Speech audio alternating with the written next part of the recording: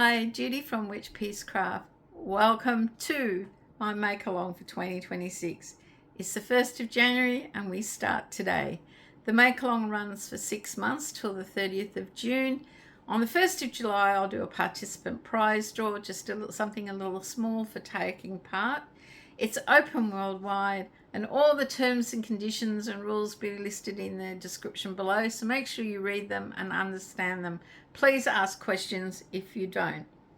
So our hashtag for this make along is BookBuddiesAU. I will be showcasing twice a month, one on the 1st and one on the 15th of each month, a children's book by an Australian author. And hopefully these books will inspire your projects. Your projects can be anything: knitted, crocheted, Tunisian, sewn, painted. It's up to you. Cross stitch. You just need to show me what your project is. And you can do that by emailing me your pictures or putting them on Instagram with the hashtag BookBuddiesAU, or join our Facebook group and put them there. Just make sure you always put the AU so I can find you, and hopefully I won't miss anyone. Give me permission to put them in a slideshow. Whenever possible, I will do a slideshow of the projects. No promises, depends on how busy life gets, because slideshows are quite time consuming, but they are fun to share. So our first book for the 1st of January is kindly donated by the lovely Yarny friend and subscriber Karen in Adelaide, who I visited in July 2025. When I visited her, she gave me this book and said, "This is what I thought for a make-along." And I went, "I've been thinking about that, but I just wasn't sure how I could make it work." Well, it's here, and we're going to make it work. So, the lovely Karen donated our first book. Our first book is a beloved Australian children's book by Marcia K. Vaughan and illustrated by Pamela Lofts, and was first published in 1984. So 2024, they had a 40th anniversary. It's an Australian classic children's book that revolves around beloved Aussie bush animals. The moral of the story is kindness, friendship, courage, and intelligence. The book is generally recommended for the ages 3 to 8. It's an engaging story about bush animal characters. In the book is a song that the kids love to sing. I'll explain. So what is our book? Well, here it is. Wombat Stew. Yes, our book is Wombat Stew. It's about a dingo who catches a wombat, puts him in a pot, and wants to make a stew, and asks different animals around for advice what he can add to his stew. Now, this is a beautifully illustrated book. Reeves saw this on my desk last night and shared memories. He said, "Wow, I can remember going to story time at the library and wanting this book to be read because we had opportunities to sing. And all the kids, we used to get really excited about when we could sing the song." He said, "It's such a great book." He said, "I can't believe you've got that." And then he's commented on the illustrations because he's a graphic designer, artistically trained at university, and he said these illustrations back then would have been colored pencil drawings, layered and layered and layered till she got the features right, and would have been done on quality paper so that they could go to print. And he said they're just amazing. That is such talent. He said, "I'm not even that good." And he said, "And I constantly practice my colored pencil layering." So in the book, first off the ranks, he catches his wombat. There's a lovely picture of the wombat's face. They're so cute. The song goes, and I can't sing, so I'm just going to say it. Wombat stew, wombat stew, gooey, brewy, yummy, chewy, wombat stew. That's the song. And the kids, at story time at the library, used to get quite an opportunity to sing along with the storyteller. So first off the ranks, he asks the platypus what he should add to his stew. That's the picture of the platypus. The platypus tells him, and then when he adds what he's told to add, he sings the song. And that's the opportunity the storyteller says to the kids, sing the song. So they join in. He then goes along and he asks an emu what he should add to the stew. The emu tells him what to add to the stew, and he sings the song and has a dance. The kids sing along again. He then asks a blue-tongued lizard what he should add to the stew. And yes, of course, he adds what the lizard says, and they sing and dance, and he sings and dances about the stew again. So as you can see, the storyteller cues the kids every time the dingo sings. After he's added to the stew, the kids sing. He asks an echidna. That's an echidna. Very similar to a hedgehog. I'm not sure they're from the same family, but there you go. And I can pretty much say dingo, I have seen, other than the platypus, I have not seen a platypus. I have seen all but one of these animals in the wild. The echidna tells him about all the bugs and things he could add to his stew, like spiders and dragonflies and worms and lots of lovely bugs. And he sings the song after that. He then asks the sleepy koala, and the sleepy koala does and tells him what to do, and talks about gum nuts. And then, lo and behold, the dingo gets his comeuppance. It's a great story. In the back is the musical notes on how to sing the song Wombat Stew. I really like this book. There's lots of gold and blues if you just want to use the colours to inspire your projects.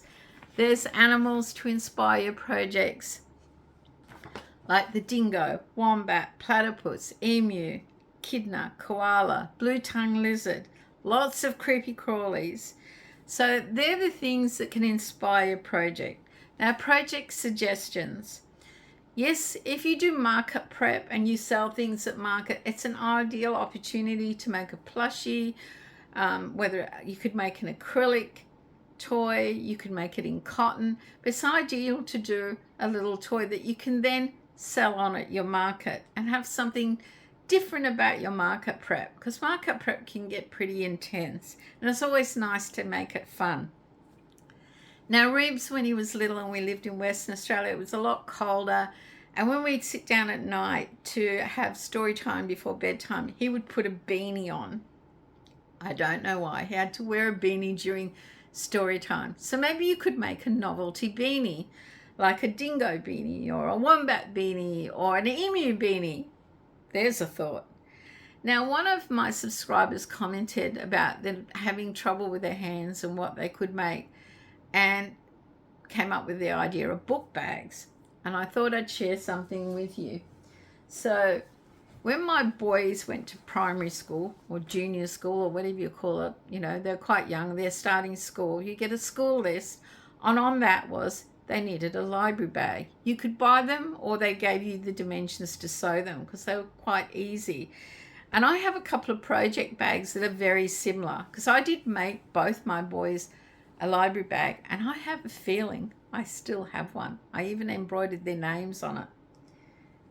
Here you go. That's all they are, is a drawstring bag about those dimensions for a library books, because you can get big picture books. I bought 2 of these bags from my very first craft market. I went as a visitor from a lady. They were $5 each, and I actually really like them as project bags. They're great for blankets. They have a lot of room. They're very transportable. They're washable. They're just so great. And she was so excited because I bought 2, and they were only $5 each, because apparently her sales were really bad that day. So there you have it. You could make a book bag. You could put a book in it and give it away as a gift. It's always a great gift idea. Or you could do them up as gifts on your market stall and sell them. Now, the other thing I've thought of, and I'm not great for making squares, is making blanket squares. Like, there's creepy crawlies in there.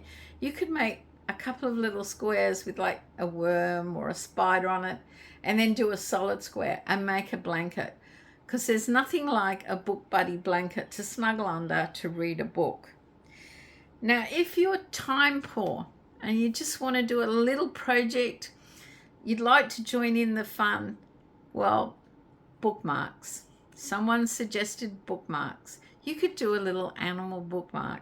You could give it away with a book as a gift, or you could leave them as random acts of kindness around your community and give them away.